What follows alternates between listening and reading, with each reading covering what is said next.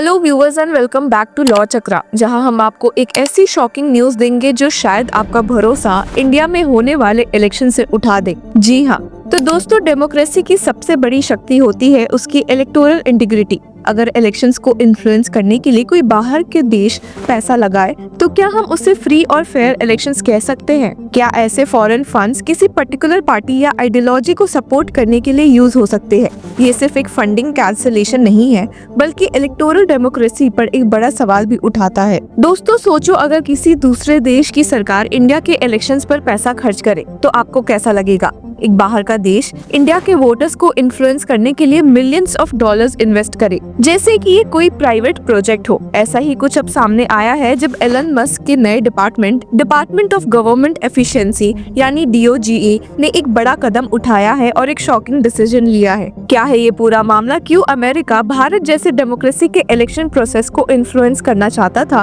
और बीजेपी ने इसे एक्सटर्नल इंटरफेरेंस क्यों बोला है? चलिए समझते हैं इस पूरे मुद्दे को डिटेल में। ये सब शुरू हुआ एक ऐसे ग्रांट से जो पहले जो बिडेन एडमिनिस्ट्रेशन के टाइम पे अप्रूव किया गया था। $21 मिलियन का ये फंड इंडिया में वोटर टर्नआउट बढ़ाने के लिए दिया गया था। लेकिन सवाल ये उठता है कि भारत के इलेक्शंस में अमेरिका का पैसा क्यों लग रहा था? क्या इसका कोई हिडन एजेंडा था? DOGE, जो अब एलन मस्क की लीडरशिप में है, ने इस ग्रांट को कैंसिल कर दिया है और सिर्फ यही नहीं बल्कि और भी कई इंटरनेशनल पॉलिटिकल प्रोजेक्ट्स को बंद कर दिया है। ये $21 मिलियन का फंड एक बड़े $486 मिलियन वाले बजट का हिस्सा था, जो consortium for elections and political process strengthening के अंडर दिया गया था। और सिर्फ भारत ही नहीं बल्कि बांग्लादेश को भी $29 मिलियन दिए गए थे, जिसमें पॉलिटिकल लैंडस्केप स्ट्रेंथन करना एक बड़ा गोल बताया गया था। और यहाँ कंट्रोवर्सी और भी बढ़ जाती है क्योंकि बांग्लादेश अभी पॉलिटिकल टर्मोइल से गुजर रहा है और वहाँ पर एलिगेशंस है कि अमेरिका ने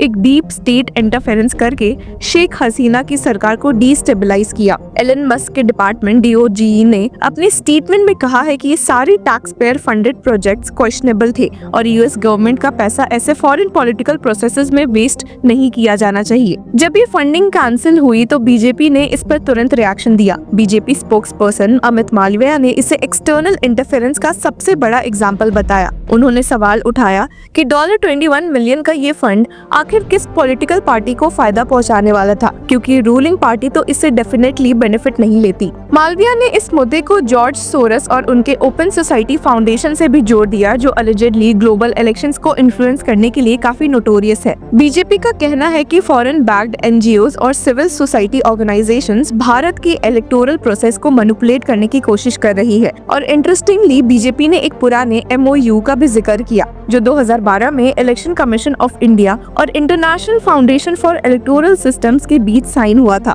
बीजेपी का कहना है कि कांग्रेस लेड UPA गवर्नमेंट ने ही भारत के डेमोक्रेटिक इंस्टीट्यूशंस में फॉरेन इन्फ्लुएंस का दरवाजा खोला था। इसके पीछे कांग्रेस को ब्लेम करते हुए अमित मालविया ने ट्वीट भी किया कि Ironically, those questioning the transparent and inclusive process of appointing India's election commissioner, a first in our democracy where previously the Prime Minister alone made the decision, had no hesitation in handing over the entire election commission of India to foreign operators. It is becoming increasingly evident that the Congress-led UPA systematically enabled the infiltration of India's institutions by forces opposed to the nation's interests, those who seek to weaken India at every opportunity. और दोस्तों, सिर्फ भारत ही नहीं बल्कि बांग्लादेश का मुद्दा भी यहाँ link हो जाता है। $29 मिलियन जो बांग्लादेश की पॉलिटिकल स्ट्रेंथनिंग के लिए एलोकेट किए गए थे, उनका भी अब कैंसिलेशन हो गया है। और यहाँ सवाल और भी बड़े हो जाते हैं क्योंकि बांग्लादेश में शेख हसीना की सरकार गिरने के बाद मोहम्मद यूनुस को इंटरिम लीडर बनाया गया। ये वही मोहम्मद यूनुस है जो एक नोबेल लॉरिएट है,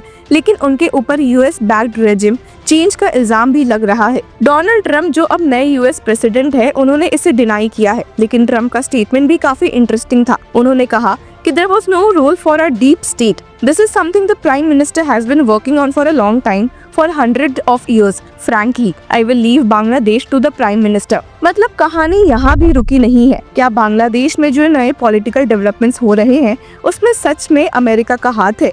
क्या ये सिर्फ एक कोइंसिडेंस है? और सबसे बड़ा सवाल, क्या भारत में भी कभी किसी फॉरेन एलिमेंट ने इलेक्शन प्रोसेस को सीक्रेटली इन्फ्लुएंस करने की कोशिश की है? ऐसे अगर हम एक नजर डालें तो US के डिपार्टमेंट ऑफ गवर्नमेंट एफिशिएंसी ने कई सारे प्रोग्राम्स को कैंसिल किया है। जैसा कि इस ट्वीट से हम देख सकते हैं। तो दोस्तों ये पूरा मुद्दा सिर्फ एक फाइनेंशियल ग्रांट का नहीं है, बल्कि ये एक बड़े जियोपॉलिटिकल पावर प्ले का हिस्सा लग रहा है। अमेरिका भारत के इलेक्शन प्रोसेस में एक्टिवली इंटरवीन कर रहा था और अब एलन मस्क के आने के बाद इसे अब्रप्टली कैंसिल कर दिया गया। इसका क्या मतलब निकालना चाहिए? क्या एलन मस्क सच में यूएस फॉरेन पॉलिसी में एक नए शिफ्ट का सिग्नल दे रहे हैं? आपका क्या कहना है? क्या फॉरेन इंटरफेरेंस भारत के इलेक्शंस में एक रियल कंसर्न है, या फिर बीजेपी का ये कहना सिर्फ एक पॉलिटिकल नैरेटिव है? कमेंट्स में अपनी ओपिनियन जरूर शेयर करें, और अगर आपको ऐसे ही डीप डाइव एनालिसिस पसंद आते हैं तो लॉ चक्रा को सब्सक्राइब करना ना भूलें। Hello law lovers and justice seekers, welcome to Law Chakra. हम आपके लिए लेकर आए हैं कुछ बहुत ही exclusive. Introducing Law Chakra Prime membership, जो आपको देगा exclusive access like never before. Political legal controversies हो या इन डेप्थ लीगल सेशंस, सब कुछ आपको मिलेगा एट वेरी मिनिमल प्राइस। बनिए लॉ चक्र की प्राइम मेंबर और अनलॉक कीजिए full potential of legal knowledge. अभी ज्वाइन कीजिए।